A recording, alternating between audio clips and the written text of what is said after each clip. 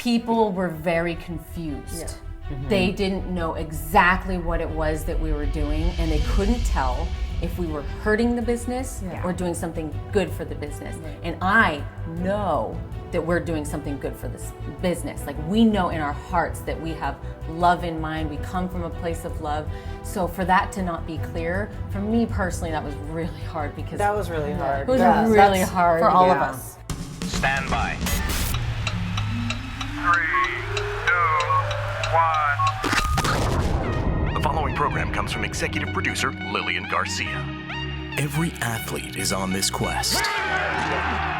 Every performer dives in head first, battling real-life challenges and overcoming obstacles in an effort to make their dreams reality. Singer, speaker, and 15-year WWE host Lilian Garcia was the first woman to ever announce WrestleMania and is now the PFL MMA cage announcer. And now she's giving you an all-access pass to the human interest stories of elite athletes, extraordinary entertainers, and wellness experts. Now, let's embark on another fascinating journey of chasing glory with your host, Lilian Garcia. Hey guys, welcome to Chasing Glory. I am Lilian Garcia, and I just really am grateful that you are here with us and that you continue to come back. And if this is your first time listening to Chasing Glory, thank you for joining the Chasing Glory family. We are a family here, and we're going through all of this together. The coronavirus is definitely among us, and here we are. We've still been asked to be in our homes as much as possible. I hope all of you are getting through this, and that's what we're doing, is we're getting through it. We're going to have some great days and we're going to have some bad days. And I know I can share that in that last Monday, I was having a really, really tough time. Tough time because I was also told, my mom being 5 minutes from me, she's in an assisted living place, I was told that I couldn't see her. They really don't want anybody from the outside going in because she is 87 years old, so she is susceptible to the coronavirus. And so I am adhering to that to help out. But man, is it sad. I miss my mom. I missed hugging her so much. So if you're in this position, look, I get it. And you're gonna have those bad days. And that's what was going through my mind last Monday. And the fact, like, I felt everyone's energy of just the shock of, what do you mean distancing? It's crazy, but when we do get back together, I think we're going to appreciate each other's energy even more. And it's sad that we have to have something like this come through, where then we end up appreciating things better, appreciating going to a restaurant, appreciating going to a bar, appreciating going to a nightclub. But sometimes that's what it takes, because the norm, it just becomes so normal, we take it for granted. Which is why I also wore this shirt, Gratitude is So Gangsta by Spiritual Gangster, because I absolutely love that motto. We can always be grateful for stuff. I know this is a hard time. Trust me, I'm going through it. Financially, holy cow, everything got wiped out. All my appearances, it's all gone. So financially, I'm feeling it like a lot of you are feeling it. I don't work for a big corporation that's even paying me on time off, and who knows how long they can, sustain that. So we are all feeling this anxiety with that, and with the fact that there's so many deaths, and it's like this silent killer that's coming among us. So of course there's a lot of anxiety. And like last Monday, I was kind of beating myself up for feeling that way, because I'm always the, come on, silver lining, come on, positive, right? Where I was having that down moment. And I want to thank Lisa Bilyeu, who was my guest a few weeks ago, in that she and I were texting back and forth. And I just said, my gosh, I can't snap out of it today. And I was mad at myself. And she's like, don't be mad at yourself. This is really shitty what's going on. Be okay with it. And then, hopefully you'll come out of it tomorrow, which I did. On Tuesday, I came out of it. So I say to any of you, if you're going through a hard time, cry. Just go through that hard time. Accept where you're at. Accept that this is scary, but just don't stay in it, okay? And as far as financially, what we are going to do, we don't know yet how much help we're going to get. But I will say this. This is the time to get inventive. This is a time to think outside the box. And this is a time to also help each other out if you can. And so, if you've ever, like, you hate your job and you've always wanted to learn how to cook or something, well, gosh, you're at home now. So learn how to cook. Take classes. Be with your kids. If you've ever wanted to learn to play guitar, now's the time to learn to play guitar. Online, it can teach you how to play guitar. Be with your spouse. Like, use this time to really get creative. Do something that you're passionate about. And just know that life is precious. So what are you waiting for? So that when you do get called back to work, if it is a job you don't want to go back to, don't go back to it. Find out now how you can make that shift, okay? Life is precious. I'm going to say it again. But be grateful about something. Just hang on to something, some silver lining out of this whole thing. With my mom, I know that once I get reunited with her, it's going to be so, so special. And I do FaceTime with her a lot. So thank God for FaceTime. Oh man, I don't know where we were before that. But just use this time wisely. That's all I can say.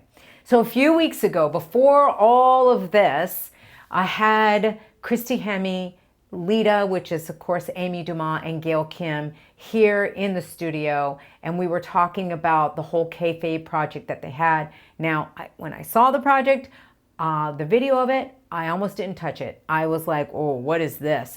I kind of was taking it as a negative thing.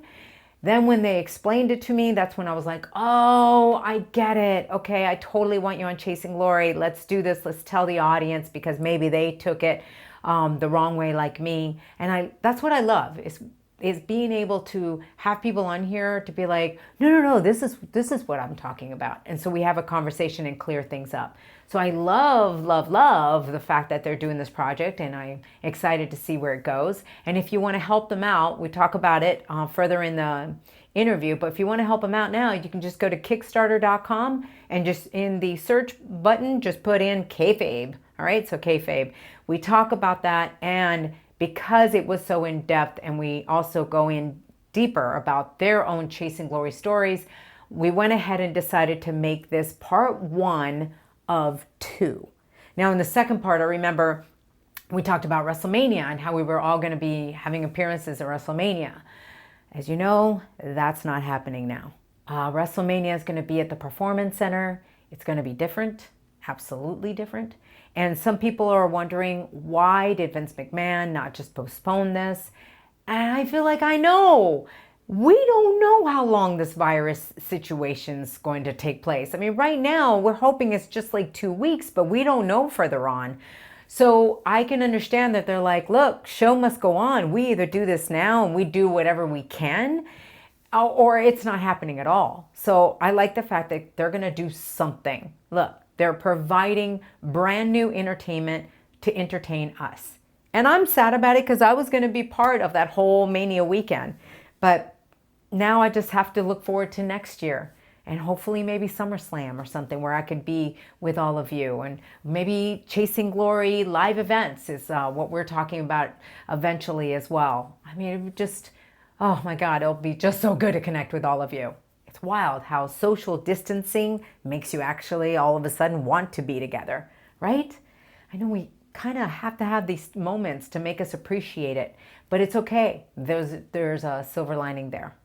All right, so anyway, with Kayfabe Project, I want to thank you guys for supporting them. I want to thank you for letting people know about this. I want to thank you for following the show at Chasing Glory, and also for watching the show. Remember, we are on video as well, youtube.com/Lilian Garcia. We changed things around in the studio in order to fit them, because normally I don't have 3 guests in the studio, but we changed things around, so Chasing Glory Studio looks a little different, but it all works out. So make sure you catch that on YouTube, or you can download it. We're closing in on 7 million downloads wherever you get your podcast. I am so excited. Guys, thank you. I can't wait to hit that 7 million mark, but we are close. 7 million. Yes, 7 million. All right, so make sure you share this, and here we go. Here is Christy Hemme, Gail Kim, and Amy Dumas' Kayfabe Chasing Glory Journey. If there are 3 women that personify excelling in a male-dominated industry, they are Christy Hemme, Gail Kim, and Amy Dumas, aka Lita. A winner of the inaugural Diva Search, Christy Hemme would be one of the highlights of the WWE and would eventually challenge Trish Stratus for the Women's Championship at WrestleMania. Her journey led her to TNA, where she continued to be a mainstay in women's wrestling. However, her in-ring career would be cut short due to injuries, but she became a fixture both in front of the camera and behind the scenes by being a backstage interviewer, ring announcer, and a member of the TNA creative team. Outside of the ring, Christy is a mother to 5 children, with 4 of them being quadruplets. Gail Kim would begin her journey in her hometown of Toronto, Canada, getting her training at the acclaimed Ron Hutchinson School of Pro Wrestling. She would spend a few years in the Canadian wrestling scene before catching the eyes of the WWE officials who would sign her to a WWE contract. In her very first match on Monday Night Raw, Gail won the Women's Championship in a Battle Royal and would continue to be a force in the women's division. However, Gail and the WWE would later part ways, but she would eventually find herself in TNA and became a focal point in their emerging women's division. She made history by becoming the inaugural TNA Knockouts champion and helped elevate women's wrestling as a whole to a place it had never seen. The company would acknowledge her contributions by announcing her as the first female inductee into the TNA Hall of Fame. Inspired by Rey Mysterio, Amy Dumas knew her destiny belonged in the wrestling ring. She would fly herself to Mexico and learn more about the sport and began her training. Amy got the attention of the WWE by gaining her first exposure in ECW, initially being paired with Essa Rios and being renamed Lita. She later joined forces with the Hardy Boys to become Team Extreme and garnered popularity that rarely no other woman has achieved. She became a 4-time women's champion and in 2014 got inducted into the WWE Hall of Fame. She stayed active in pro wrestling by being a trainer in Tough Enough and helped launch the new era in women's wrestling by dropping the term diva. She also participated in the historic inaugural Women's Royal Rumble, as well as the first all-women's WWE pay-per-view, Evolution. Now, collectively, Christy Hemme, Gail Kim, and Amy Dumas are developing a pilot named Kayfabe, which is inspired by true events which blend scripted drama with pro wrestling. A series that is all about women, made by women, and gives them a chance to tell their stories through a women's lens. Get fired up, as it's about to get real, raw, and inspiring with the women behind Kayfabe. All right, guys. Oh my God, I'm so excited. You're here. Charlie's Angels is in the house. There you go. Has that been referred? We're happy to be here with you. Oh, Yes. thank you. Yes. I'm so excited to have you guys. You know, I'm going to get real. I'm going to get real right now. I warned You them. know? We want to. We Okay. want to. You know me. Yeah. I'm a straight shooter. Yeah, me too. Yeah, I think well, you're definitely one. You're definitely one. You're yeah, and I want to get I would into. say I'm pretty bubble. But you are the I direct. am, but it's singular. I Yes. wouldn't say that I like go into the world and say what I think Yeah, and yeah. do that. It's if But I'm Christy in a one-on-one has conversation. opinions. Yeah. Yeah. I do, and so it's more of a one-on-one thing. Yeah. I feel like It is one-on-one. In the And Look, business. it's just one though. it is Yeah. just One-on-one. Yeah. It's me. I want to definitely get into the stories that you guys have of who you are. Like, it's crazy. 'Cause I've gotten to know you better since Yeah. we did our interview, which was phenomenal. That was on my original podcast, Making Their Way to the Ring. And I remember finishing that and going, man, I feel closer to her. And obviously the fans did too. Once they listened to Yeah. it, they were like, holy cow, right? They got to know you, understand you better, understand your choices. And what I haven't done a Chasing Glory story on you guys yet, which has just been a timing thing. Because I know I've reached out, Yeah. you were Yeah. having Well, your I kids. told you. I said, wait, I don't have anything to talk about just yet. Yet. But wait, soon we will have something to talk about. Yeah, little did I know it was going to be this. Yeah. Whoa, whoa. I'm going to save it. So, you know what's wild? In Instagram, if people, it's that algorithm. If you're following people, but if you haven't seen them lately, you won't see their post. But for some reason, and I hadn't seen your post in forever, Christy, and for some reason I see the tape, the black tape, your picture, and I was like, kayfabe? What? And then I go to your page, and then I see the tape on Gail, and it's like, wait, they don't go to your pages. I'm like, what is happening right now? Yeah. And now more and more people are understanding what kayfabe is about, keeping it a secret. Like we use that term. So to start this whole thing, I want to know, because what's crazy is we've been in communication ever since Ashley, especially. Yes. And then I find out you guys have been working on this for 2 years. So when all of that was going down with Ashley, this was happening. Yeah. Whoa. Let's start there, because I think it's important to know why you've started this and then how this affected you with Ashley's death. Yeah. That was, for me, it was extremely heavy, because knowing her story and knowing that we had seen her multiple times and feeling like this woman needs help and she's crying out for help, and not connecting with her broke my heart, because I knew, like in my gut, I knew. And for me, that was like, oh my God, I have a voice in this world, and we all go through all this stuff. But when you like see something, it's like, to not connect with her in that way and have regret, which I have regret with her. I can say that for me, moving past that situation, I'll never have regret with another person that I feel compelled to communicate with in some way. Right. Christy, and I think definitely, we were speaking outside of the group, as I know everybody kind of was leaning on their own personal groups, but knowing that we had this project brewing, it was especially like very heavy for us.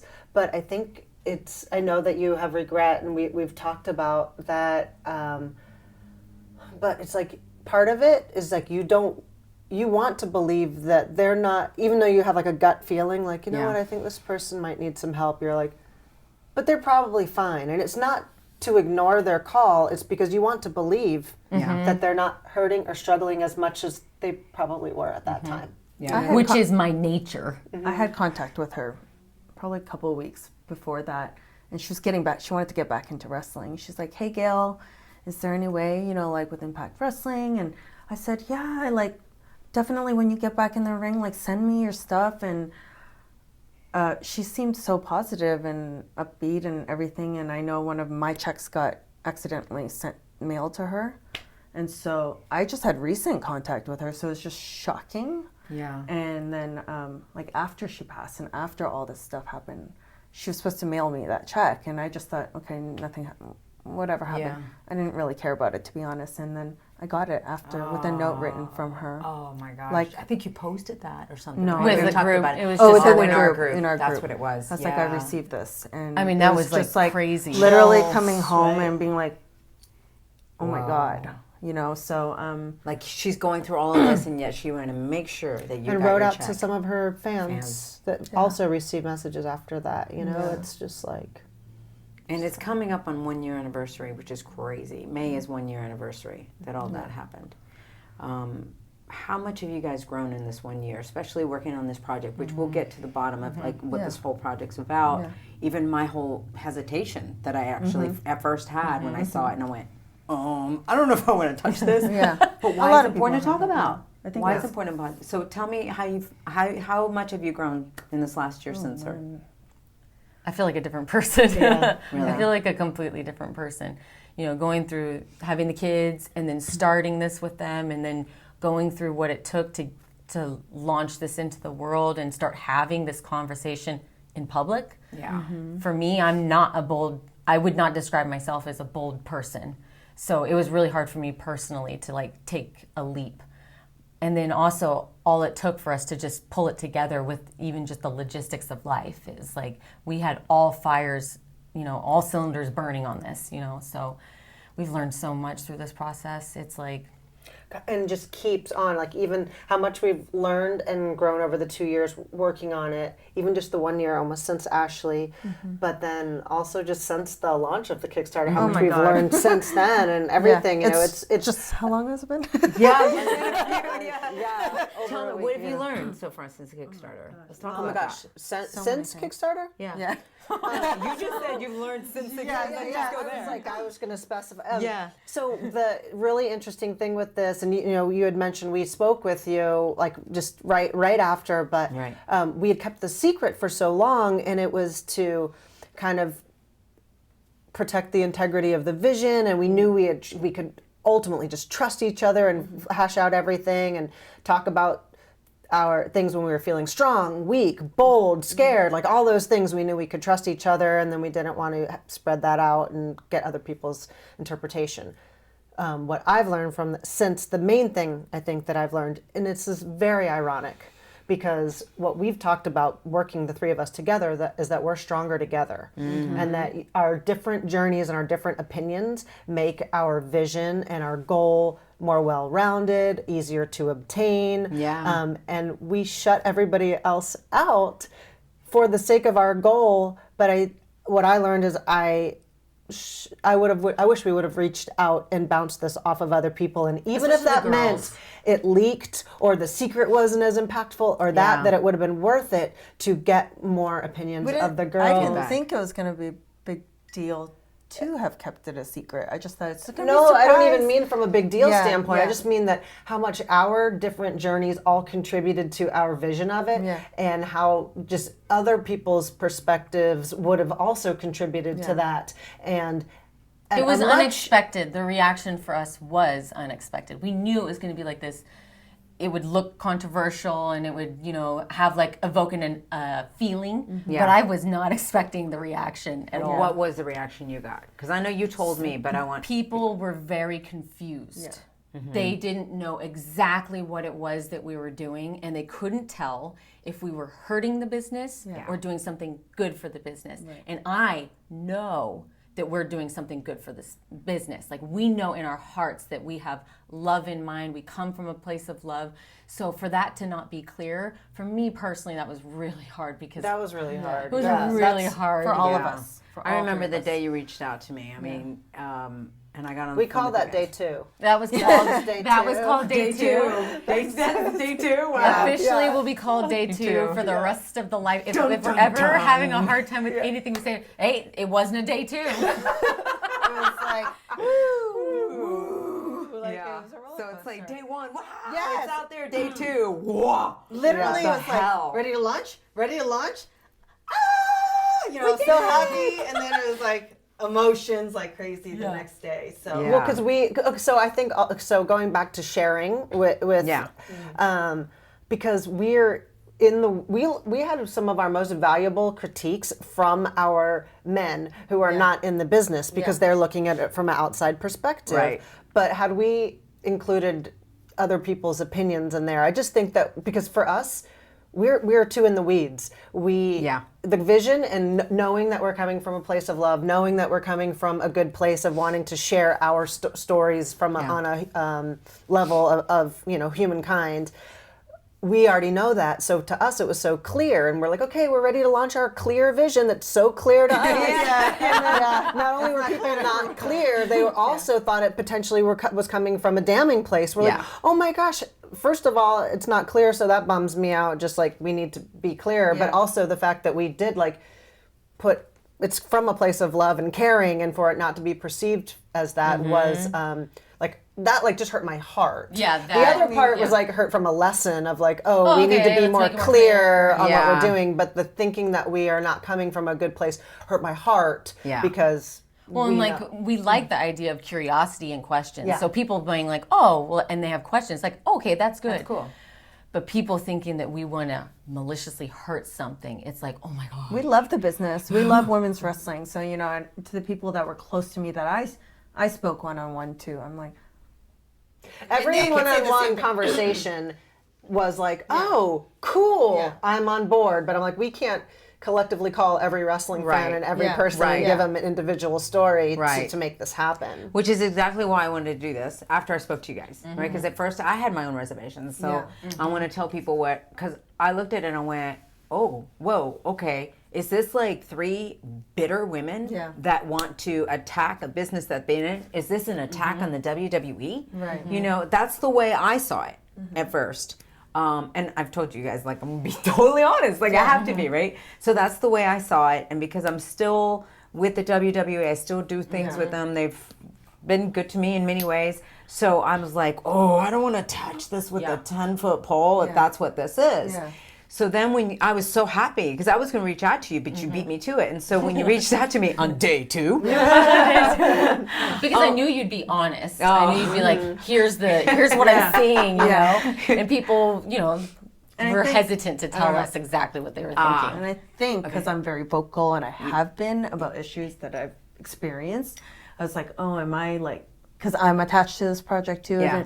I didn't know if people were connecting those two because I am very vocal about things that I truly believe in, but I would never do anything like I love. That's my passion, my love. I've been part of this business for close to 20 years. And when I did speak one-on-one with some of the people in this business, they're like, I think they did have reservations, but as soon as I talked, they're like, oh, I knew that you wouldn't, you know, because you do love the business. That's what it came across. Because when you guys are holding your signs of, you know, things that have been said to you, it comes. And so that's the difference. So it's not about something that someone said to us. It's what we put on ourselves.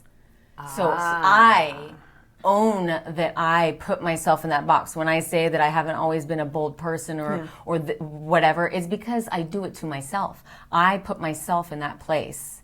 And that was, for us, the heart and the intention of that. Like, if you think about it, if you're in a wrestling company, like the sign we're holding, don't rock the boat. Like, those are thoughts we have in our head. If you work for Merrill Lynch, don't rock the boat. Like, you know, fall in line and do your place. You know what I mean? Like, so, like, it was so, like, I felt like really beating myself over the head after hearing your firsthand perception of it, because I'm like, oh my God, it's so clear that this is how you are digesting this information.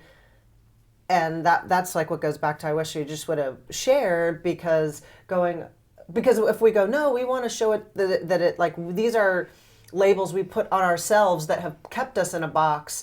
And then you go, great, that's a great message. Right. That's not the message I'm receiving. So like that would have been like, great, noted, we're going to pivot. Right. I do feel like from our perspective though, well, at least from my perspective when this was all happening, I just wanted it to be a surprise, like a positive surprise, like, oh my gosh, these girls are doing something different and great, and it was it really was. It was a surprise.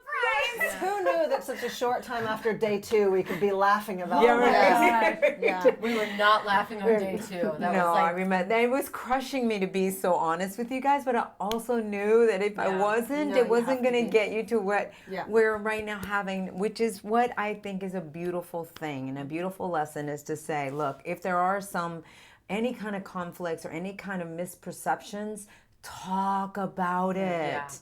Talk about it, and so we can resolve that and have a bigger communication.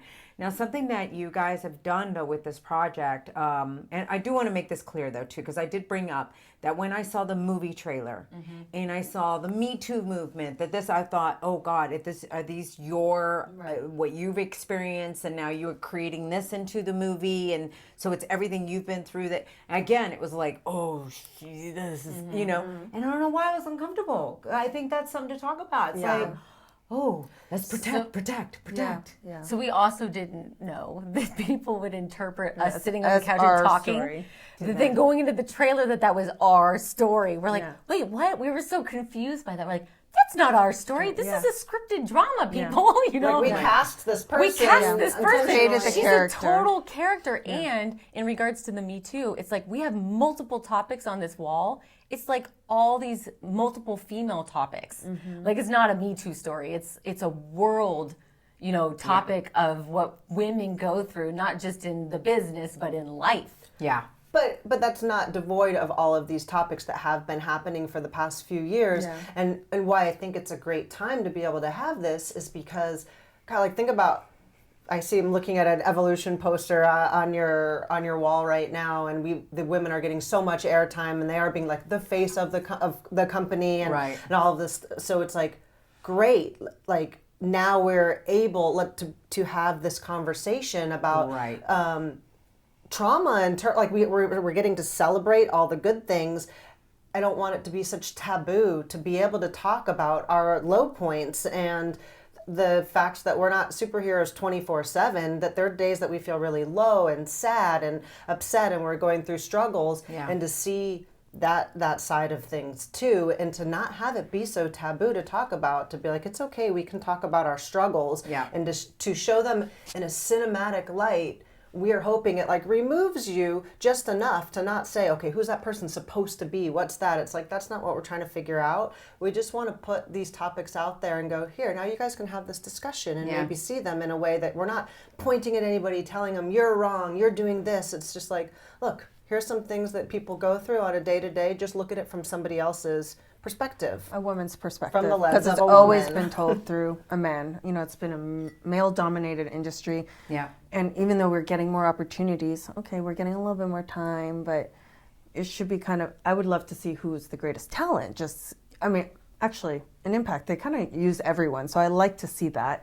And also, but it's still told through a male lens, and it would be something refreshing to see it through our And lens. this isn't male bashing. Yeah, it's No. not. No, Like, it's just, let's be clear, let's right? do something fresh and new and something that's never been done Just before. another perspective. And to progress. 100% having another perspective, seeing the And different additional. angles. It's not like Additional, apples or oranges. Yeah. It's like, no, apples and oranges. Yeah. It's okay. Yeah. And we say internally, we are supportive of WWE, AEW, Impact Wrestling, all of like it. all of it. We're so supportive of, we don't feel competitive And in so I any think way. Also, what was upsetting to us when it was perceived as negative, the reason a lot of it took so long is because we wanted to hash through the way we were telling, we have a trailer, it's very short, so you're not going to get the whole perspective of the show. But we wanted to make sure that not only were we doing justice to whatever we want to talk about, but that we were being sensitive and not trying, and sensitive to all other promotions and the history of the business. And so much time went into hashing that out when it wasn't perceived that way. I understand now why it wasn't perceived that way, but that's why it was so upsetting to us, because we're like, oh my God, I thought we did so much homework to make sure we were not bashing the industry that we love and grew up in. Like protecting it, but still making a statement. And it's a fine line to walk. It is a very It is a fine line to walk. And we you know? knew we were going to be under a magnifying glass, Yeah. because it's the first time really that It is women the first have, time. You're right. And so look at Rosa Parks. Yeah.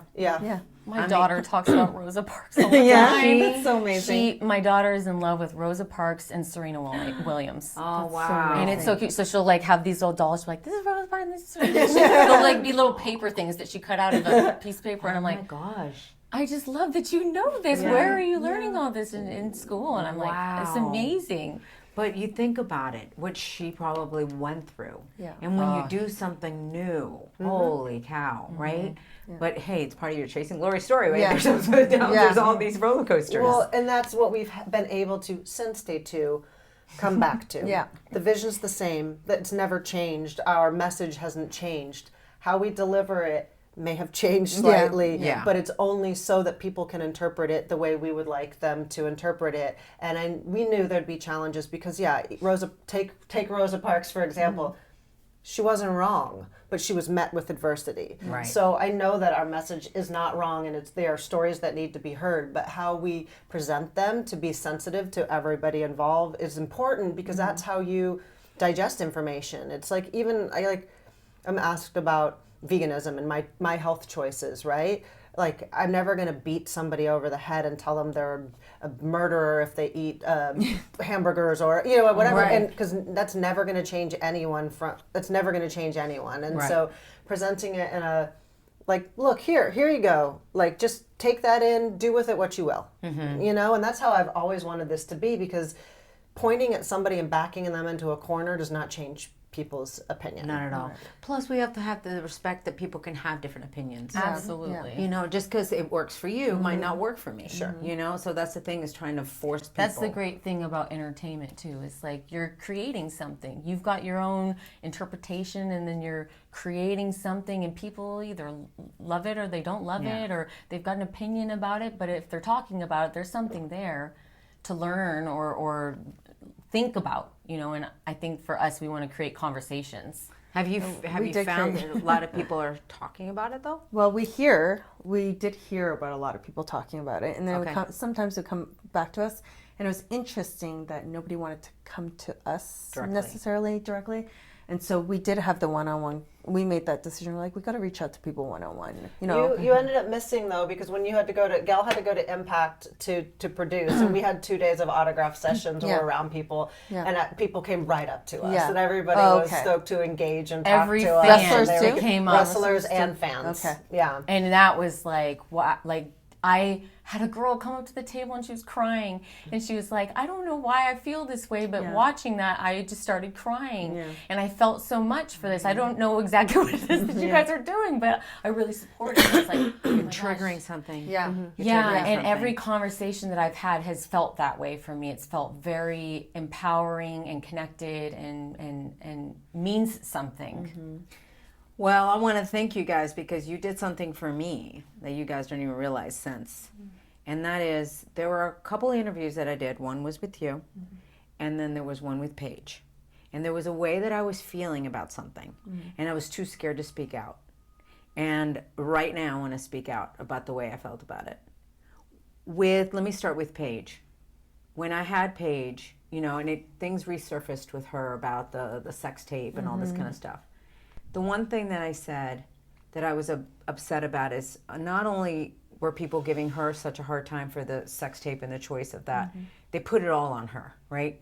Now, I want to be clear that I'm not saying that the other 2 people that were in that sex tape, that they should have gotten any hate or anything like that. I want to be clear about that. But it did swing one way to the woman, and it swung all on her. And she was the one that was called every name in the book, from slut to whore to everything, right? Instead of people saying, okay, let's look at what the choice that these 3 people made, why they made the choice, and let's study about, like, really not judging them, but knowing where they were in their lives, young, stupid, you know what I'm saying? And she's the first one that said, I was young, I was stupid, I made this tape trying to please someone else and whatever. So it's not about coming down on all 3, but it's also not coming down on one. To me, that was unfair. And it talked about the culture. The culture is the woman's the slut. Same thing that happened to you with the whole scandal with you, Matt Edge. Everything came on you. Yeah. Everything came on you, and it upset me. And when I interviewed you, I remember not being able to speak out to say, this is freaking unfair. Yeah. Like, there were 2 people, really, because Matt wasn't in the mix as far as the choice, right? There's 2 people in the choice, but you got all the brunt of it. You were the one that, at TV and everything, that were called a whore and that slut and a bitch and all of this stuff. I'm not saying to say things against Edge, absolutely not. But I'm saying we don't have, as a society, we don't have the right to be involved in that. We didn't know what you were going through. You explained it so brilliantly when you were talking about how, yeah, you should have probably ended the thing with Matt, but you were like, how do I do this? How do I do this? The guy really loves me. You were stuck in that whole feeling. And then, how do I not? This is what I'm yearning for this. I'm dying. It's like he was a lifeline for you, right? So let's like really dive into that and understand that and put our perspective on that instead of just judging. And so, I needed to get that off my chest. Yeah. Have you seen the Cynthia Nixon? Be a lady. No, what is that? That just reminded me. Yeah, it just speaks of everything that women go through will be double standards. Like, if you're promiscuous, you're a slut. If you aren't, you're a prude.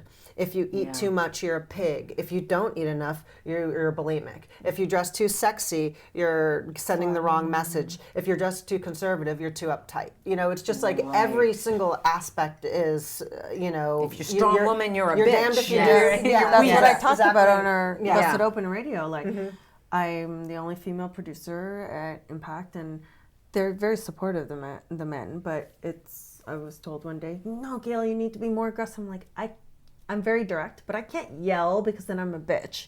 You know, I gotta balance that fine line of how I'm perceived. And to be honest, I clawed my way to get the respect that I wanted in the ring. And then when I became a producer, I felt like I was starting all over again. So now I'm fighting. I feel like it's always been a constant fight, right? So, and to gain that respect or whatever it is, you know, it is a constant battle. It is that. Yeah, it is that.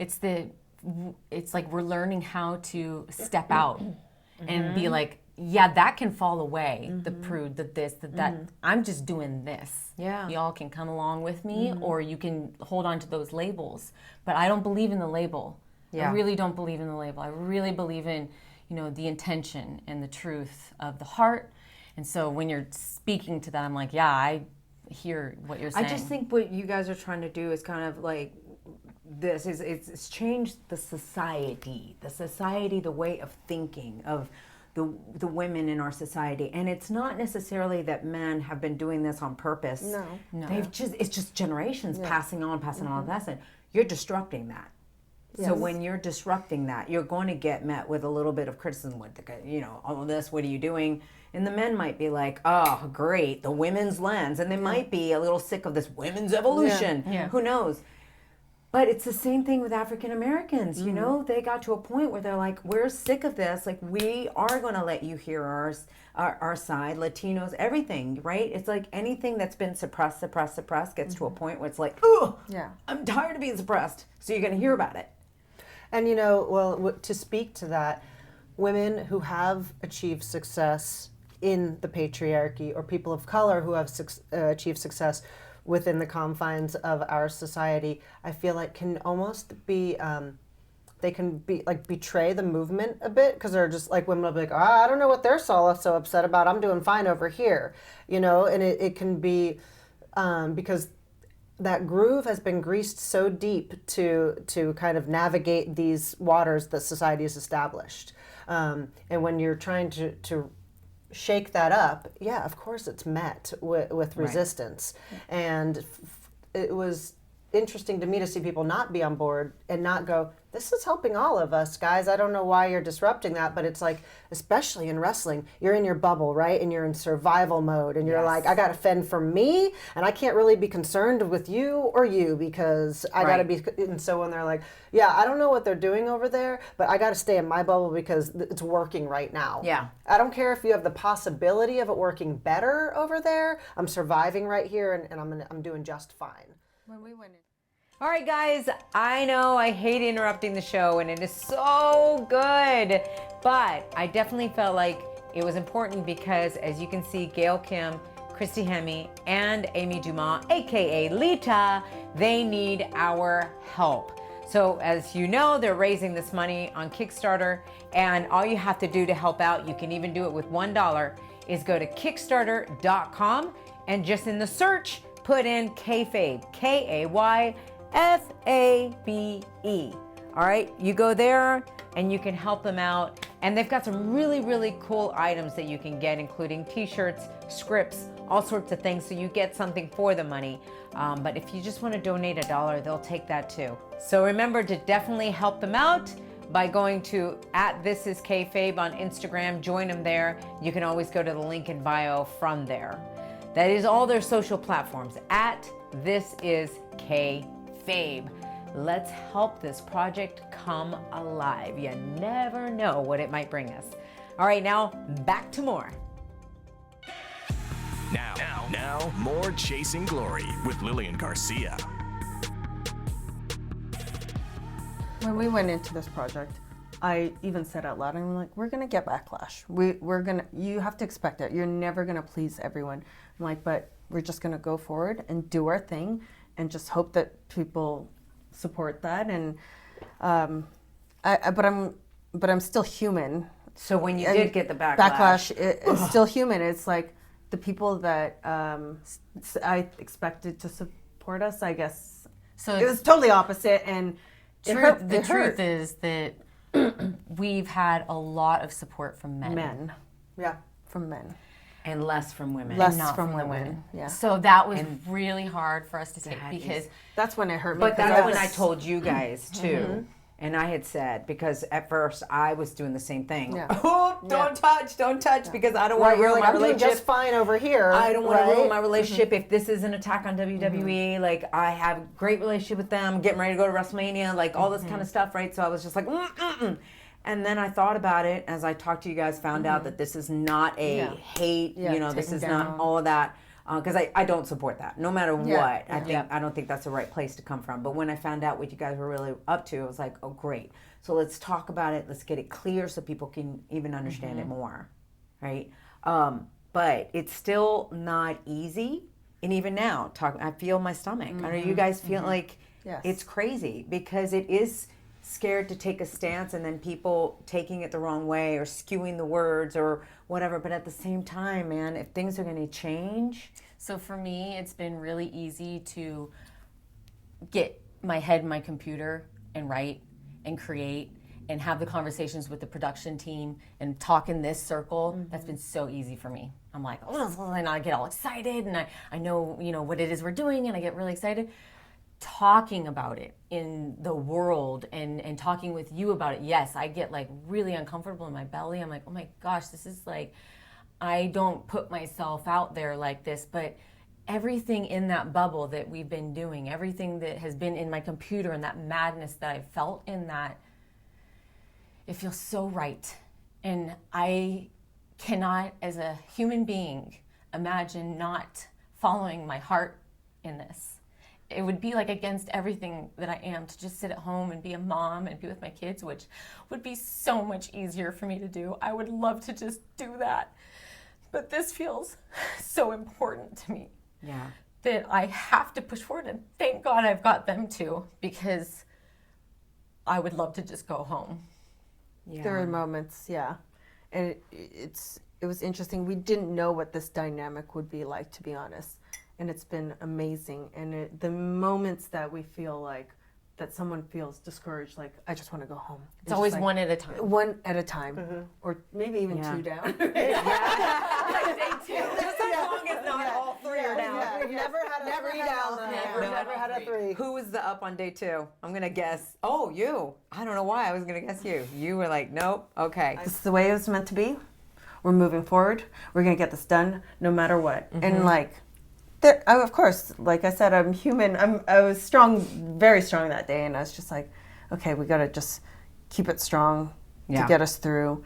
And it's been really amazing. I think we were starting to come out just a little bit, and then you started being more discouraged, and I think that's like survival, right? Like you're like, at this moment, you two are falling off the rails, and so you're like, it's fine, it is fine, It is fine. I'm like, we're fucking powering through. This is gonna happen no matter what. Even if this doesn't happen right now, it's gonna get done. This is no real. matter what. and then any which way.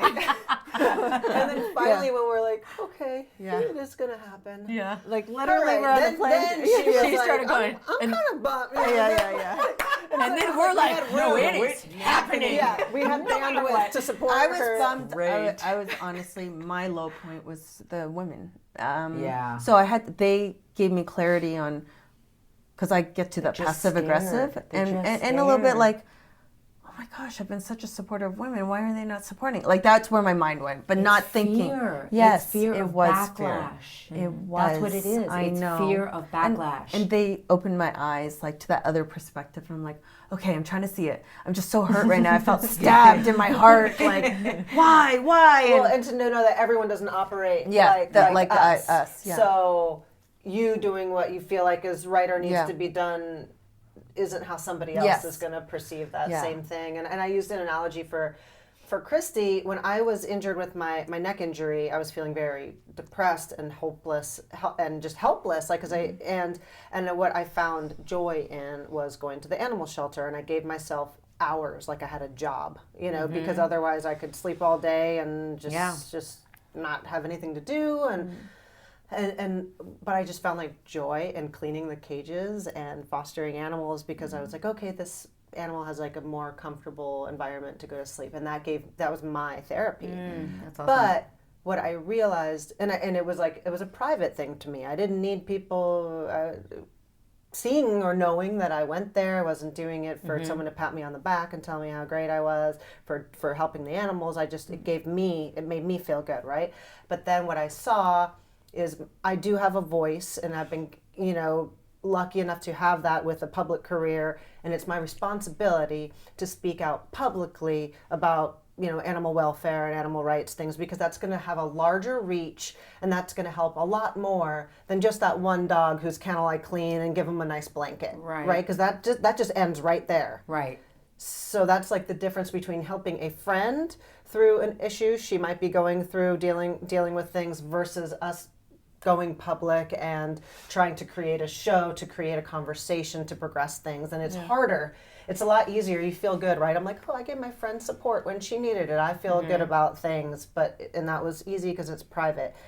And this is challenging, but it's worth it. Yeah. Well, that's exactly why I even started Chasing Glory. I was the first female from wrestling to start her own podcast. I mean, that was scary, because there was a lot of podcasts, wrestling podcasts, and we talked about it off air. Like, people knew me as just the announcer. What's that announcer have any opinion on anything? Right. Who's she to talk about wrestling or whatever? And then I was like, well, first of all, I'm not really going to talk about wrestling. I'm going to talk about the person behind. Yeah. And this is why I think it's going to work.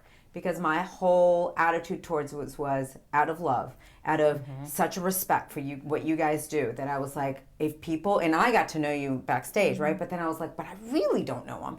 And if people got to know you guys, though, like really get to know you, and then I got an interest to really dive in, then I'm like, I think this will work, and I think this will have a lot of legs. And that's what's happened, right? Yeah. So a lot of people go, oh my God, I didn't know that you suffered through this. Your story was like, so crazy, impactful, especially when you talked about your dad, which I do want to catch up on that.